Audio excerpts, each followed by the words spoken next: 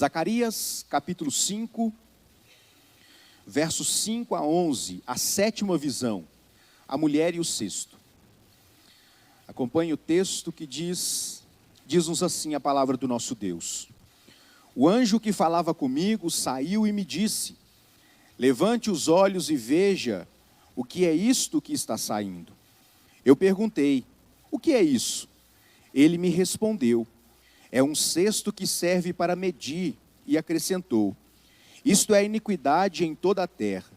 Então foi levantada a tampa de chumbo que cobria o cesto, e eis que uma mulher estava sentada dentro do cesto. O anjo explicou: isto é a maldade, e a empurrou para o fundo do cesto, sobre cuja boca pôs o peso de chumbo. Levantei os olhos e vi, e eis que saíram duas mulheres. Havia vento em suas asas, que eram como de cegonhas, e levantaram o cesto entre a terra e o céu. Então perguntei ao anjo que falava comigo: para onde elas estão levando o cesto? Ele respondeu: para a terra de Sinar, onde edificarão um templo para aquela mulher. Quando o templo estiver concluído, ela será posta ali em seu próprio lugar. Meus irmãos, nós temos dito, e como nós temos trabalhado no domingo também com o livro de Apocalipse, nós iniciamos a série As Igrejas do Apocalipse. Eu gosto de sempre lembrar os irmãos que textos apocalípticos precisam ser lidos na perspectiva de uma mensagem de esperança.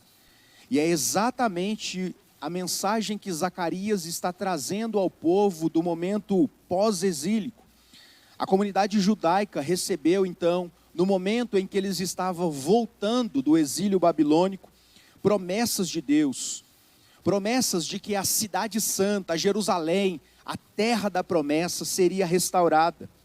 O templo, que era o lugar onde se cultuava a Deus no Antigo Testamento, por meio dos sacrifícios, dos rituais, seria novamente construído ou reconstruído. O culto verdadeiro seria restabelecido com a restauração tanto do sacerdócio como do governo civil. Deus prometeu que habitaria no meio do seu povo. Deus prometeu ainda que seria a proteção do povo como um muro de fogo. A glória de Deus voltaria a habitar no meio do povo da aliança. Então é neste contexto onde Deus está prometendo auxílio, Deus está prometendo reconstrução não apenas de muros, mas do povo, do relacionamento de Deus com o seu povo. É que essas pessoas estão voltando para casa. Nós vimos nas exposições anteriores que estas promessas não haviam se cumprido, e Deus está primeiro trabalhando no coração do povo, porque é impossível Deus agir onde reina o pecado. Então Deus está tratando o povo, primeiro tratando o líder religioso, o sumo sacerdote Josué. Depois Deus vai tratar com encorajamento Zorobabel, que era o líder civil. Agora Deus está tratando o seu povo, todas as pessoas. E esta visão nos traz à mente a incompatibilidade de Deus e da ação de Deus com o pecado. Nós vimos acerca da malignidade do pecado e das suas consequências. Nós vimos na semana passada que neste texto, nesta segunda sessão do capítulo 5, o pecado está sendo descrito.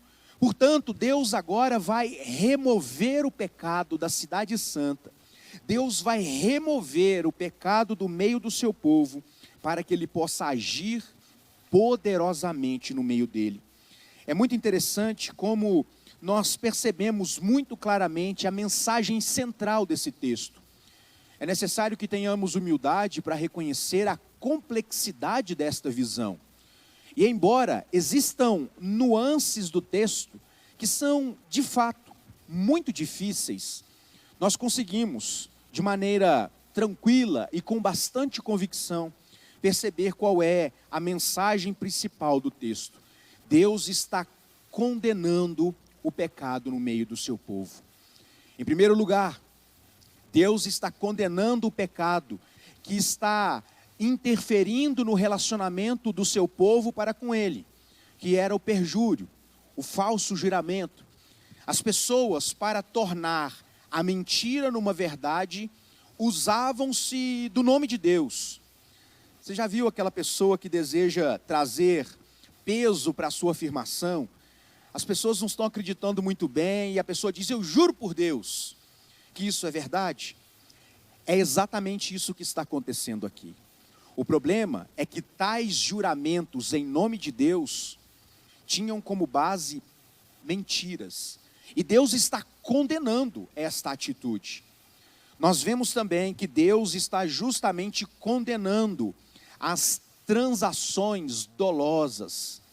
Deus está condenando o roubo, o furto de um irmão para com outro. Então, o problema do povo aqui é tanto no sentido vertical, o povo para com Deus, quanto no sentido horizontal, o povo para com o povo. E é muito interessante perceber que na visão passada, daquele rolo voador, nós percebemos como Deus está declarando a malignidade do pecado e como o pecado precisa ser punido e o preço pelo pecado precisa ser pago. É muito interessante perceber que agora, mais uma vez, nós percebemos a ação de Deus, não apenas para identificar o pecado, não apenas para revelar o pecado, mas agora a ação de Deus visa tirar, remover o pecado do meio do seu povo. A ideia é que existe um contraste sendo estabelecido aqui. O pecado estava habitando em lugar inadequado, na Jerusalém de Deus, na cidade de Deus, no povo de Deus. É incompatível com o ser de Deus, com o caráter de Deus, e por conseguinte, é incompatível com o povo de Deus. Então Deus intervém, e Zacarias tem essa visão, onde a mulher que personifica a iniquidade é retirada do meio do povo de Deus por outras duas mulheres aladas, com asas de cegonha, que sai de Jerusalém e vai até Sinar.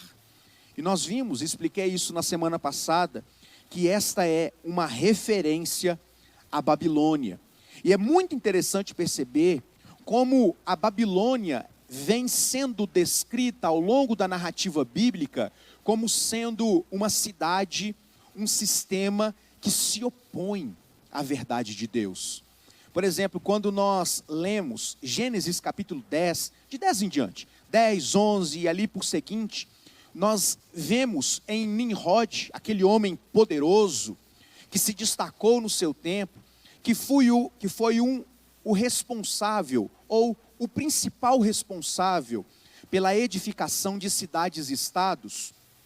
Uma destas cidades é justamente a cidade de Babilônia. É naquela região que nasce a Torre de Babel. A primeira afronta, a primeira rebelião contra Deus na terra, de maneira mais organizada. E agora, nós nos deparamos com o desfecho desta visão. Meus irmãos, já era uma visão aterrorizante. A visão que Zacarias tem é que existe ali um cesto, né? Na versão dos irmãos, um cesto um efa, que é uma medida que os judeus usavam para medir grãos. Eu disse isso na semana passada, é como se fosse um balaio para quem colhe café. Era um cesto que era usado para fazer medição. Nós não sabemos exatamente qual o volume, podia conter 30 e poucos litros, ou mais, ou pouco menos. Fato é que esse efa, esse balaio, essa unidade de medida, está sendo retirada. E dentro desse balaio tem o quê? Tem uma mulher.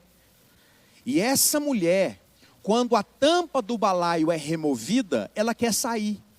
E o anjo vai dizer para Zacarias: você está vendo essa mulher aí? Essa mulher é a iniquidade.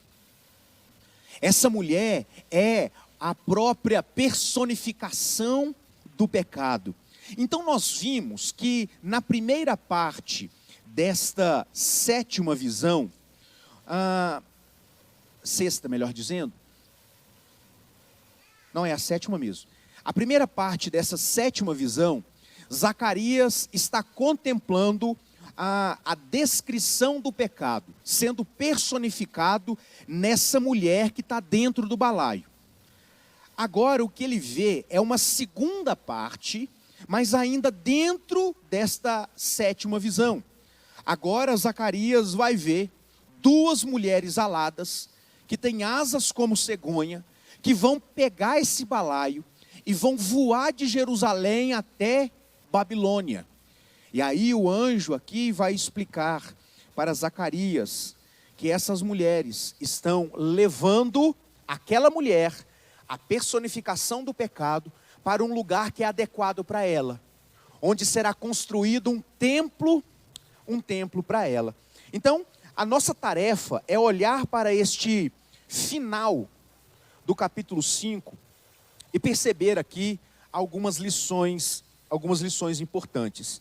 Então, como eu disse, essas mulheres aladas estão levando, e existe uma informação importante aqui sendo descrita, que as mulheres aladas com asas de cegonha, elas tinham o que nas asas? Olhem no texto, irmãos. Você que está em casa, o que essas mulheres tinham nas asas? Vento. Guarda essa informação, porque ela é importante para a nossa compreensão desta visão. Então o texto vai dizer que essas duas mulheres com asas de cegonha carregavam um cesto e elas tinham uma espécie de vento nas asas, que tirava o cesto de Jerusalém e levava para a Babilônia. Então, como eu disse, eu quero agora chamar a sua atenção para algumas poucas lições que nós podemos extrair desse texto. A primeira delas, contida no verso 9, que já foi tratada por nós anteriormente, mas que eu gostaria de insistir, porque é extremamente importante. Em primeiro lugar, o pecado será removido apenas por uma intervenção divina.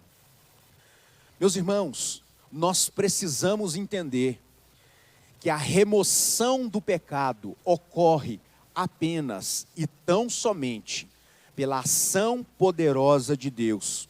O texto vai dizer que estas mulheres, como mensageiras de Deus, para transportar o pecado, com asas de cegonha e vento nas asas, levaram o pecado para longe de Jerusalém, para longe do povo de Deus, lá para a Babilônia. E a primeira questão que me salta aos olhos aqui é: por que asas de cegonha? Já parou para pensar? O texto poderia dizer apenas asas, como muitas vezes é feito descrição de anjos que tinham asas, 6 asas, 2 voavam, 2 tampavam o rosto, 2 tampavam os pés.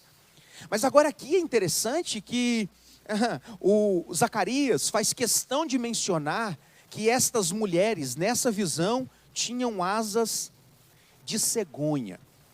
Eu comecei a pensar um pouco a respeito das características da cegonha. E é muito interessante perceber que, em primeiro lugar, a cegonha tem asas largas e longas. Isso me faz pensar que, por ter asas largas e longas, ela consegue carregar peso, porque é exatamente isso que essas mulheres com asas de cegonha estão fazendo aqui. Segundo lugar, a cegonha possui uma característica interessante. Ela é, entre outras coisas, uma ave migratória. Por que isso é importante? Aves migratórias são capazes de voar longas distâncias, de fazer trajetos extremamente longos. E eu fico pensando como essas características parecem ser muito apropriadas ao contexto aqui. O peso do pecado, exigindo uma característica muito especial daquele que remove. A capacidade de levar o pecado para um lugar extremamente longe, muito longe de onde ele estava. E é exatamente isso que nós vemos quando nós paramos para pensar na intervenção de Deus no seu povo. Quando Deus remove o pecado, a culpa de cima do seu povo. Isso exige, irmãos, uma capacidade de suportar o peso do pecado. O peso que eu e você não éramos capazes de suportar. É muito interessante perceber que existe uma singularidade naquele, o único capaz de tirar o pecado e levar para outro lugar. Eu vou tratar disso daqui a pouco, mas eu já quero dar alguns insights de onde eu quero levar essa nossa conversa aqui. Então, a iniquidade seria tirada do meio do povo e levada por um lugar muito longe, para a Babilônia. A Babilônia é descrita na Bíblia como a terra das prostituições, das abominações, das idolatrias, feitiçarias, onde cultuavam-se vários deuses. A Babilônia era uma espécie de sede da apostasia, dos cultos a ídolos. A iniquidade seria lançada no seu próprio lugar, na terra da rebelião contra Deus. Estudiosos, e esse comentário é importante, que eu encontrei 3 estudiosos falando exatamente a mesma coisa com palavras diferentes. Então eles acreditam que a figura da Babilônia aqui tem uma significação geral de ser um contraste da terra prometida. Então aqui, Babilônia é descrita como sendo o contrário de Jerusalém, da Terra Santa. Babilônia, onde habita o pecado, onde tem um templo para a celebração do pecado, e Jerusalém, onde habita Deus, e existe um templo para onde Deus é glorificado. O pecado, então, precisa ser banido de Israel, e esse banimento não pode ser feito por esforços humanos.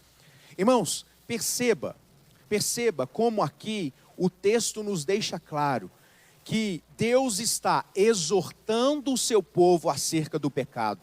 Mas todas as vezes que o pecado é retirado, esta é uma ação monergista de Deus. Quando Josué é apresentado como sendo um sumo sacerdote com vestes sujas, e o texto vai dizer que as vestes sujas eram a iniquidade, ou seja, a aparência exterior era um tipo de como estava o interior de Josué. É Deus quem tira a roupa suja e é Deus quem põe a roupa limpa. Quando Josué é apresentado como tendo um turbante sujo, e nós vimos que o turbante para o sumo sacerdote era uma identificação de liderança espiritual, cujo qual possuía uma plaquinha que estava escrito o quê, irmãos? Santidade ao Senhor. Mas era exatamente isso que o sumo sacerdote Josué não vivia. Então Deus não apenas identifica o pecado, mas Deus tira. Na verdade o texto vai dizer que Deus manda pôr um turbante novo. Mas por inferência, para pôr um turbante limpo é necessário tirar o turbante sujo. E agora é exatamente isso que está fazendo. Essas 2 mulheres aladas aqui estão tirando o pecado no meio do povo. Elas estão levando esse efa, esse balaio, esse cesto de iniquidade para o lugar onde ele é próprio, lá para a terra de Sinar. E é muito interessante perceber como aqui estas mulheres tipificam uma outra pessoa. Que pessoa seria essa? Alguém arrisca? Essas mulheres que tiram o pecado no meio do povo, tipificam quem? Quem é o Cordeiro de Deus que tira o pecado do mundo? Então perceba, irmãos, que esta visão está apontando para aquilo que Cristo faria de maneira definitiva.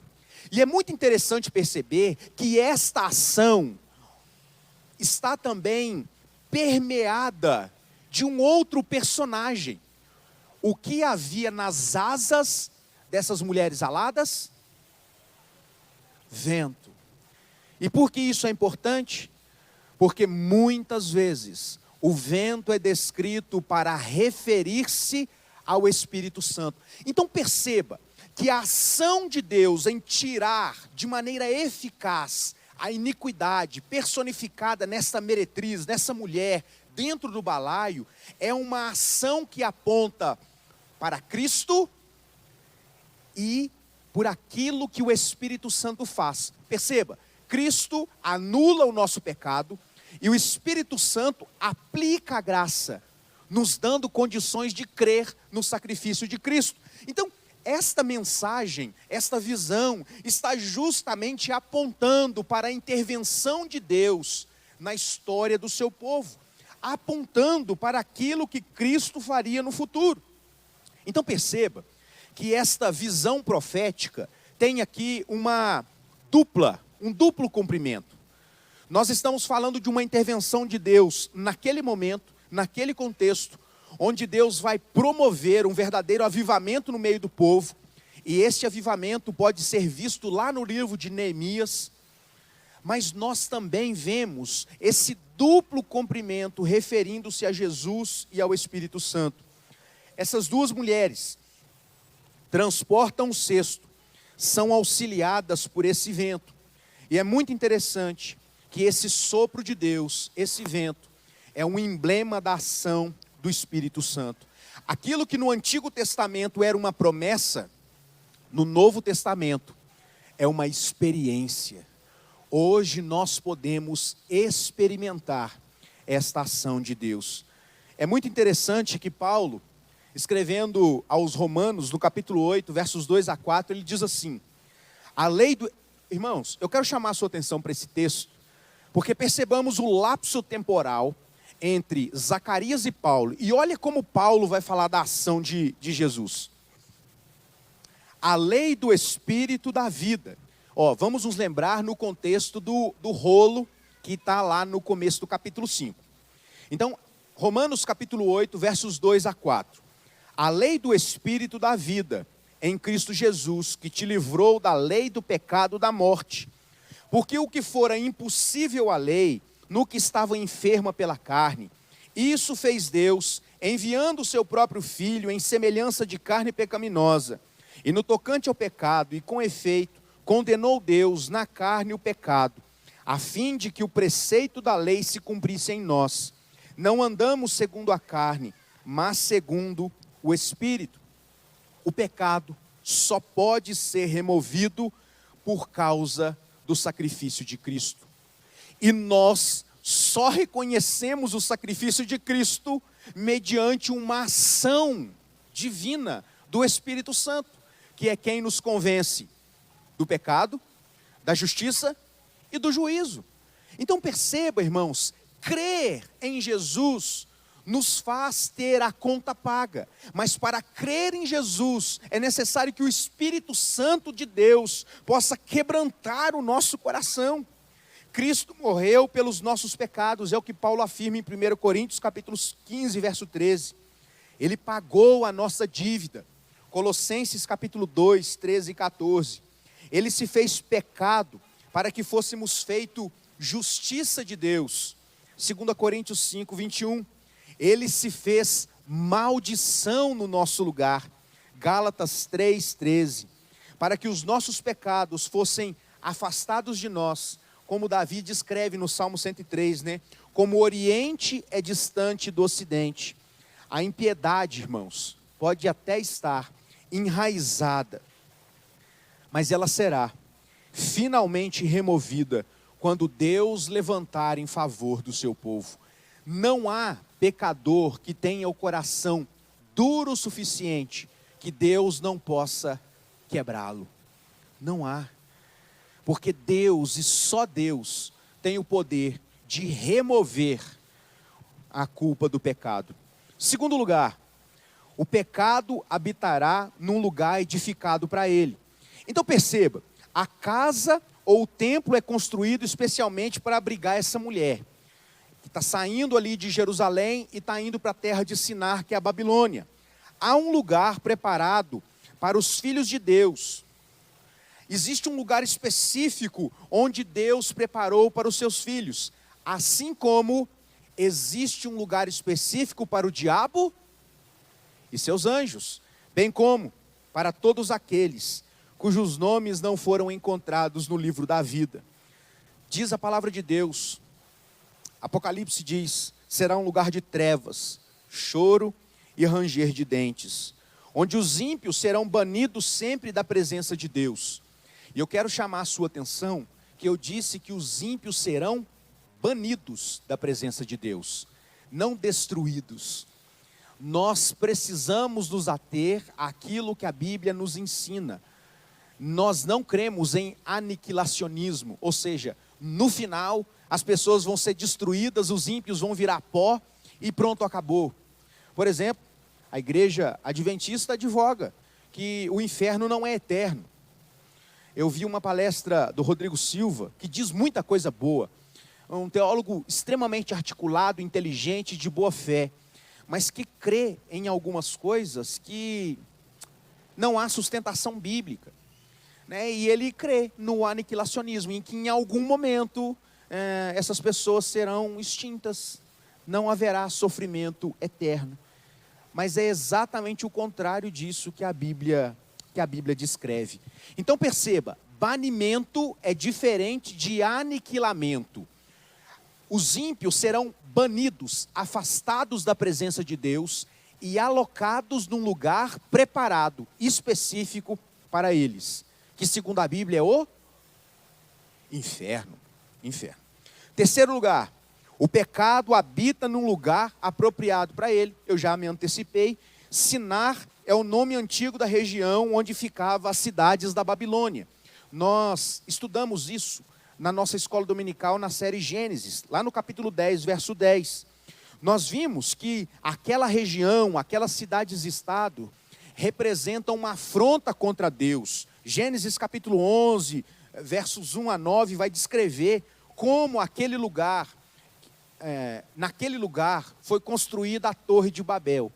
Eu me lembro de ter explicado aos irmãos na escola dominical que nós precisamos fazer uma leitura mais profunda da palavra de Deus. Porque eu me lembro de ter ouvido alguém dizendo, pastor, Deus foi duro demais, porque o povo resolveu construir um prédio.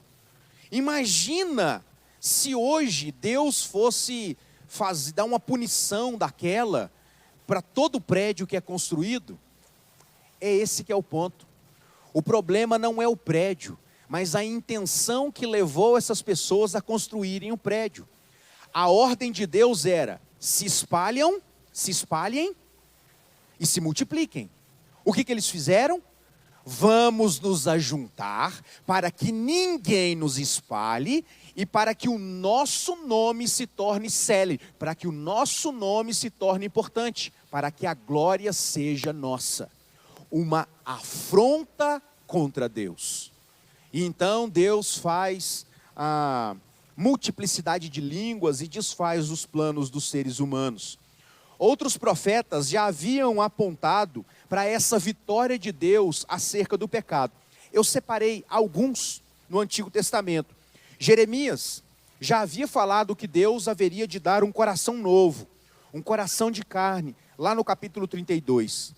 Ezequiel já havia falado sobre Deus lavar com água as impurezas com aspersão. Lavar as impurezas com aspersão de água. Ezequiel capítulo 36. Como eu disse, já citei, no Salmo 103, Davi fala desta separação do pecado, como o Oriente é distante do Ocidente. No livro de Apocalipse, João, ele mostra o julgamento de Deus para essa Babilônia. Então, irmãos, a Babilônia de Zacarias é a Babilônia de João, lá no livro de Apocalipse. Ela é também chamada, em Apocalipse 17, verso 1, de a grande meretriz. Olha o que o texto de Apocalipse diz no capítulo 17. Achava-se a mulher vestida de púrpura e escarlata, uma roupa vermelha e brilhante, adornada de ouro e pedras preciosas, de pérolas, tendo na mão um cálice de ouro transbordante de abominações e com as imundícias da sua prostituição. Na sua frente achava-se escrito um nome, um mistério: Babilônia, a grande, a mãe das meretrizes e das abominações da terra. Apocalipse capítulo 17, versos 4 e 5. A Babilônia é o lugar para onde o pecado foi levado e colocado num templo. Então, o Apocalipse não apenas fala da Babilônia, mas na sequência, no capítulo 18 em diante, João vai tratar do julgamento do mundo que jaz no pecado. E ele vai dizer, lá no capítulo 18 assim: caiu a grande Babilônia, e se tornou moradia de demônios, covil de toda espécie de espírito imundo. Aí depois ele segue: e será consumida no fogo, porque poderoso é o Senhor Deus, que julgou. Capítulo 18 e capítulo 19, eu fiz um compilado desses dois textos. Então perceba, meus irmãos, como aqui no contexto de Zacarias, Deus não apenas mostra o pecado, mas Deus está tirando o pecado da sua cidade. Deus está tirando o pecado do meio do seu povo. Deus está, por meio desta visão, demonstrando a incompatibilidade do pecado com o seu povo. A incompatibilidade do pecado com a presença do próprio Deus. Então nós concluímos: a visão de Zacarias não foi plenamente cumprida nos seus dias. Com certeza, essa visão que foi cumprida nas cenas seguintes, quando Deus vai de fato tratar o pecado do seu povo, ela será cumprida no tempo do fim.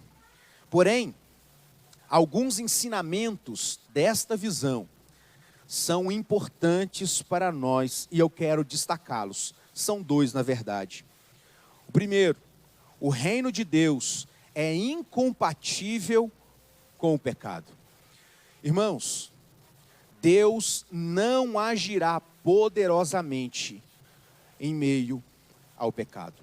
Ontem, nós temos tratado de santificação nas nossas reuniões de terça-feira, e ontem eu disse isso, eu me lembro de ter dito isso, que os grandes avivamentos ao longo da história foram precedidos de grandes momentos de confissão, arrependimento, oração, jejum, um pavor do pecado.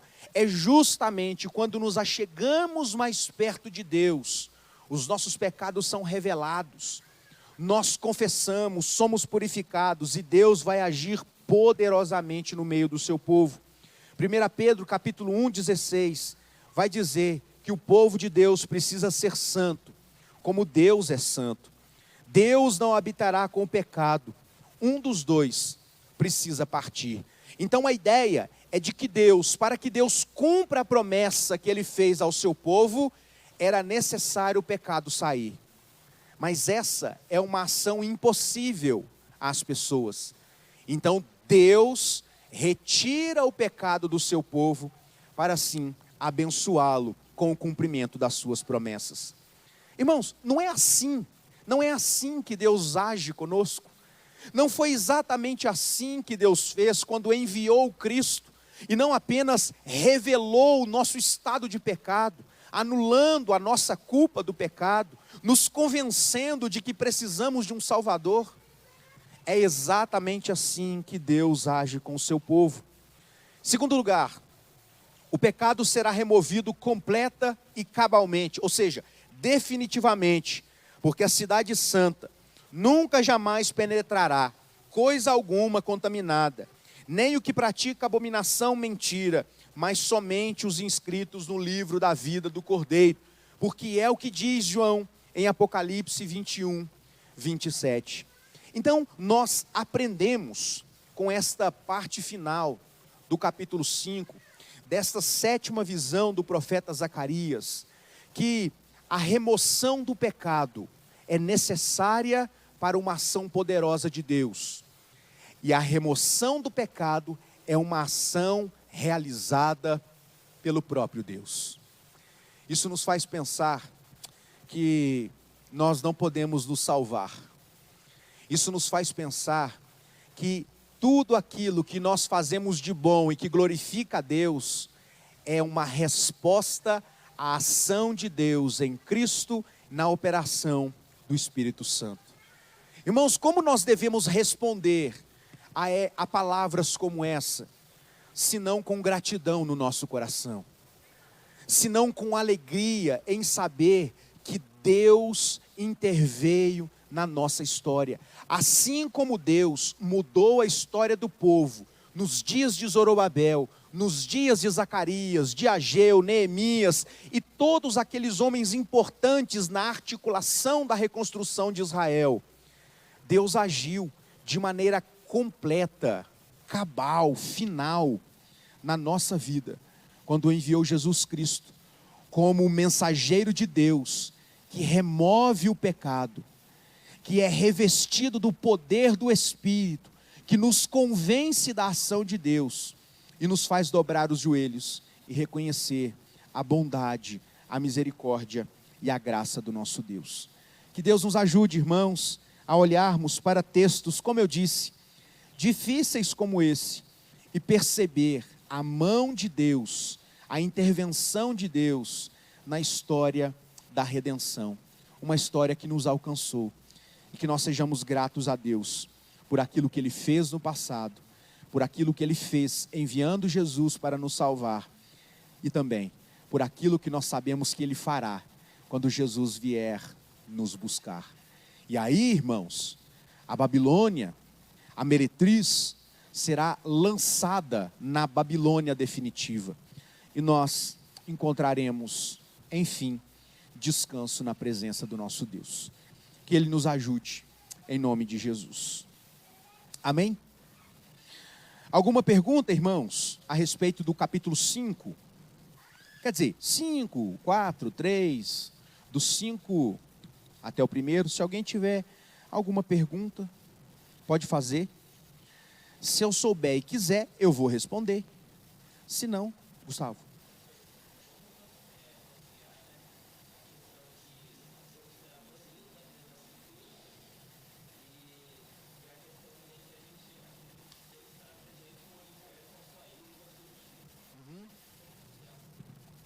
Na verdade, existe uma questão do relacionamento de Deus com graça ou com ira. É esse o ponto.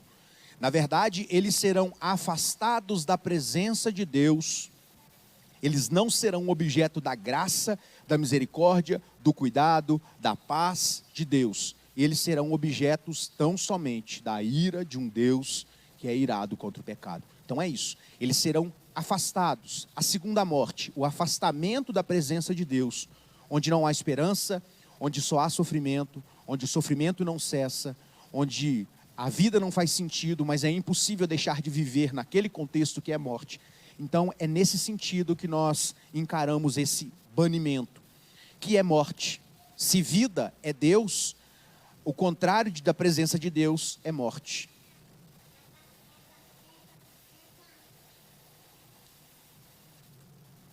Muito bem, irmãos, na semana que vem nós continuaremos a nossa exposição aqui em Zacarias e nós veremos as carruagens.